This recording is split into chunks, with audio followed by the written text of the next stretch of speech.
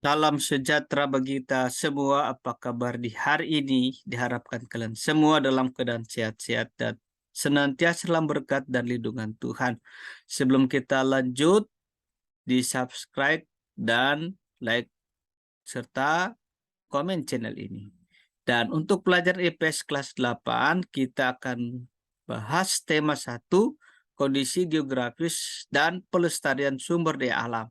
Dan kita akan lanjut di poin D, peran lembaga sosial dalam pemanfaatan sumber daya alam dan manusia. Nah, kita mulai di poin yang pertama, apa yang dimaksud dengan lembaga sosial?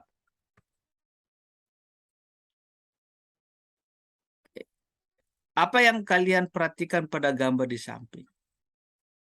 Apakah kalian pernah pergi ke tempat tersebut? Apa yang kalian lakukan ketika berada di tempat tersebut?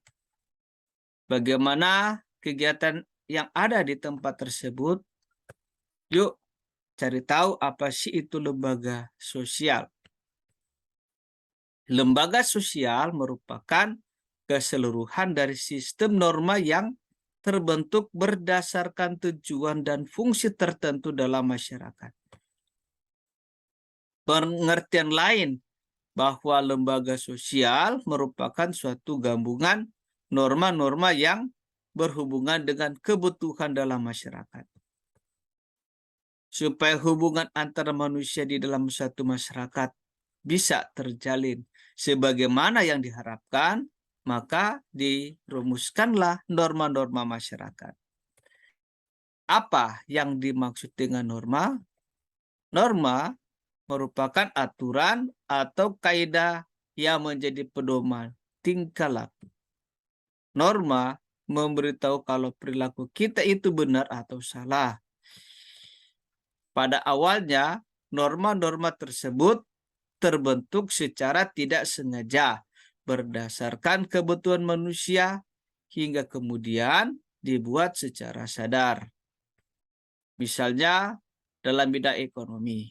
Dahulu di dalam jual beli, seorang perantara tidak harus diberi bagian dari keuntungan.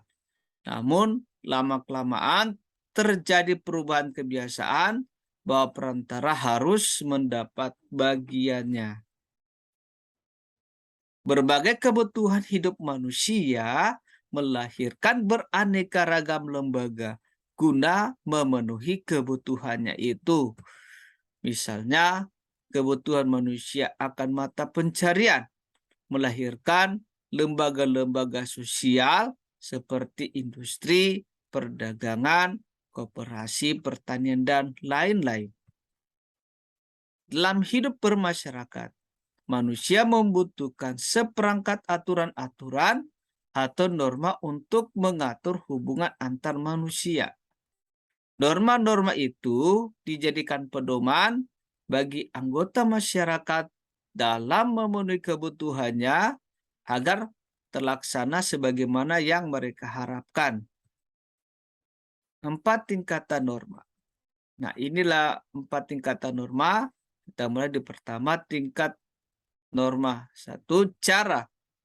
Penjelasannya, penyimpangan dalam norma cara ini tidak akan mendapatkan hukuman berat, akan tetapi hanya sekedar celaan. Contoh, cara berpakaian.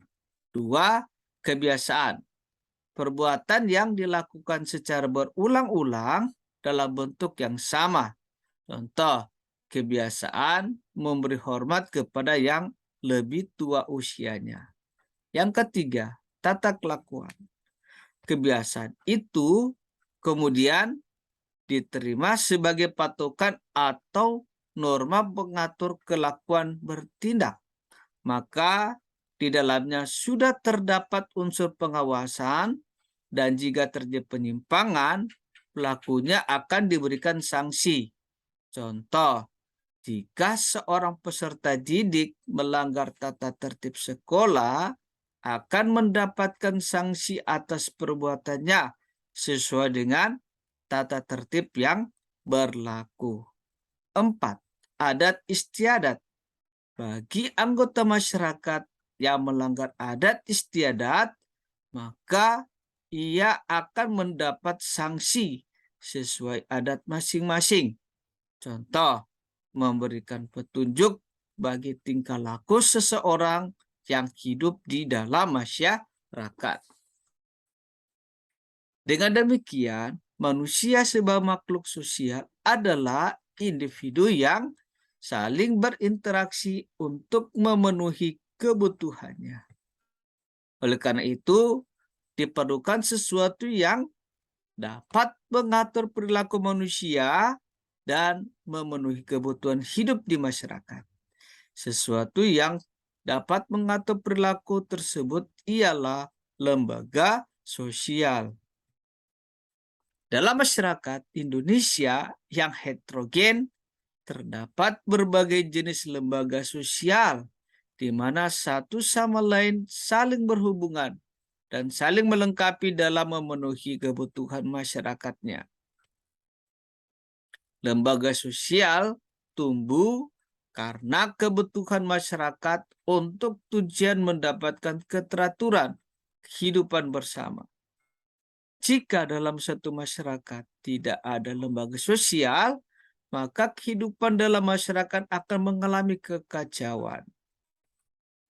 Lembaga sosial juga berfungsi menjaga keutuhan masyarakat yang bersangkutan, serta memberikan pedoman kepada masyarakat untuk mengadakan sistem pengendalian sosial atau kontrol sosial. Artinya, lembaga sosial sebagai sistem pengawasan masyarakat terhadap tingkah laku anggota masyarakatnya. Terima kasih, demikian materi kita telah selesai. Tetap semangat belajar, Tuhan memberkati kita semua.